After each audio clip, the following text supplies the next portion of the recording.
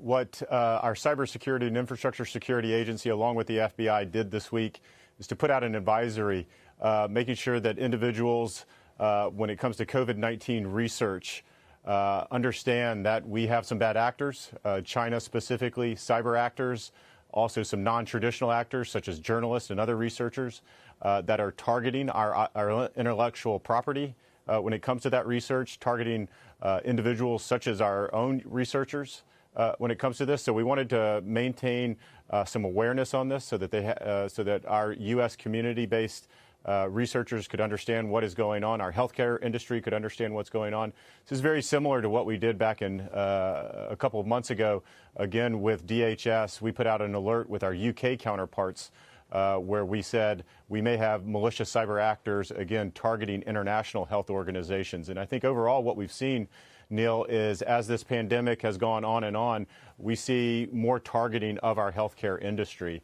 And specifically when it comes to China, this isn't a surprise. We know that China, for a very long time, have been very bad actors in the cyberspace. So this isn't news to us, but we need to stay on it. We need to stay engaged with our other partners in the United States government and make sure that our private sector partners, the healthcare industry and others, are aware of this and have their shields up as well.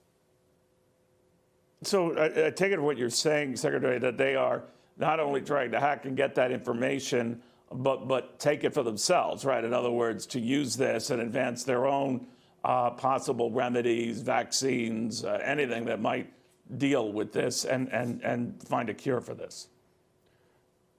Yes, that's exactly right. I think what they're targeting, again, is not only the intellectual property that we're creating here, again, when we talk about COVID-19 research, but again, targeting our personnel to steal that information so that they can be at the cutting edge of that research. And we need to make sure that that's protected. And that's part of what we do from a cyber perspective at the Department of Homeland Security. And again, working with our partners at the FBI to investigate that and then prosecute when appropriate. Now, in the meantime, the administration, you particularly, sir, have been involved in trying to restrict foreign immigration. Has this elevated to the point of targeting Chinese students who want to study here, be here, even those on 2-year plans where they're learning beyond just college material stuff? I mean, it seems to go a little wider than that. It does. And again, from a department perspective, we're looking at, there's a number of visas that Chinese students, Chinese researchers, and others utilize. We're taking a look at how we address the fraud that we all know is in that system.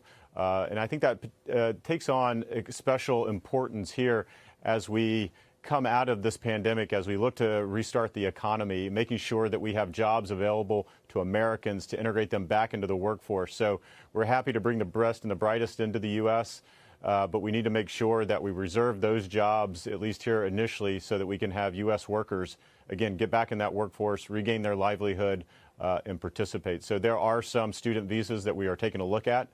We know that there's fraud, there's abuse in the program, and it's time that we deal with that. What about Chinese students who just come to study here? Are you cracking down on that? Those already here for studies? Now, a lot of them stymied, of course, because of the virus and the fact that classes are virtual everywhere. But that you want to tamp this down come the fall? Well, we're certainly taking a look at that, and there are a number of individuals both here and overseas looking to come in as well. And I think from a DHS perspective, making sure that we can ensure that they are coming here to the U.S. for the right reasons. They're here to study. They're not here to do other nefarious things. So we're doing that, again, in partnership with other law enforcement agencies inside the U.S. government. And I think that's important. I will also say the department took some other action earlier this week when we looked at Chinese journalists that are, again, coming here under a certain visa, was throughout the duration of their stay. So in many cases, that was years and years and years, utilizing that visa for other purposes, perhaps doing things that, again, were not correct. So what we did is we tapped down on that and said, you can stay here for 90 days at a time. You can come back. You can get that reassessed, but you're going to have to do an interview with DHS, and we're going to ask some hard questions. So I think this is part of an overall effort to make sure that, again, we're looking closely at these individuals, that we're not getting them blanket visas for years at a time.